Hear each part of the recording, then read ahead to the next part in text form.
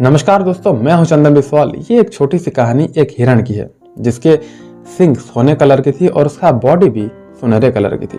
तो चलिए जानते हैं इस कहानी के बारे में। वो बहुत सुंदर दिखता था। जब भी कोई दूसरा जानवर उस हिरण की सींगों को देखता था तो उसकी बहुत तारीफ किया करता था। वो हिरण हमेशा पानी पीने के लिए एक नदी पर जाती थी।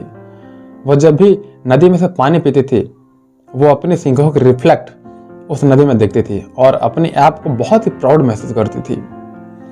एक दिन जब वो नदी में से पानी पीने के लिए गई और नदी में से सिंहों को देखकर वो अपने आप को बहुत खुशी महसूस कर रही थी, तभी उसकी नज़र अपने पैर पे पड़ती है जो उसके पैर बहुत काले, बेकार और भद्दे लगते थे।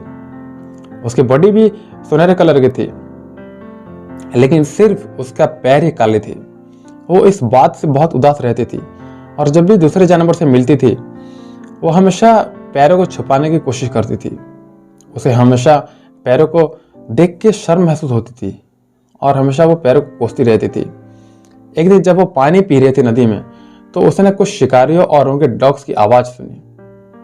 जैसे ही शिकारियों के डॉग्स ने उस हिरण को देखा वो उसे पकड़ने के लिए भागने लग गए और तभी हिरण भी अपनी जान बचाने के लिए वहां से भागने लग गई। वो जिन पैरों को भद्दे और खराब समझ रहे थे वही पैर उन डॉग से कई ज्यादा तेज भाग रही थी और उनको जान बचाने के लिए मदद कर रही थी। लेकिन जैसे जैसे वो हिरण घने जंगल की तरफ भाग रही थी तो झाड़ियां भी घने हो रही थी। तभी उसके सोने की सींग घने झाड़ियों में फंसती जा रही थी। वो उस झाड़ियों में से निकालने के लिए बहुत कोशिश करता है लेकिन कुछ फायदा नहीं। और तभी पीछे से उस शिकारियों के डॉग्स ने आते हैं और उसे पकड़ लेते हैं और पकड़कर वहीं से ही मार देते हैं। तभी वो हिरण अपनी मूर्खता को रियलाइज करता है। उसके भद्दे और खराब पैर उसके जान बचाने की कोशिश कर रहे थे लेकिन उसका जो सोने के सींग थे जिस पर उसे प्राउड फील हो रहा था उन्हीं की वजह से वो हिरण जान खो बैठती है।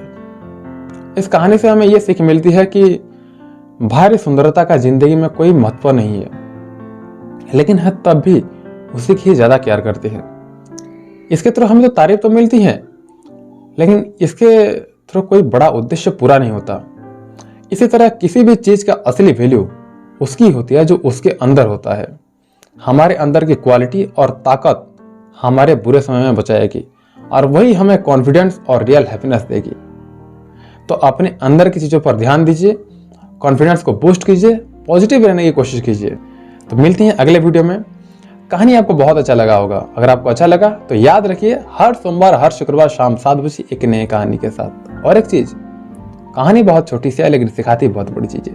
So thank you very much for staying with me till the end of the video. And if you want to watch this kind of video, so please give it a thumbs on this video and subscribe this channel. Bye bye.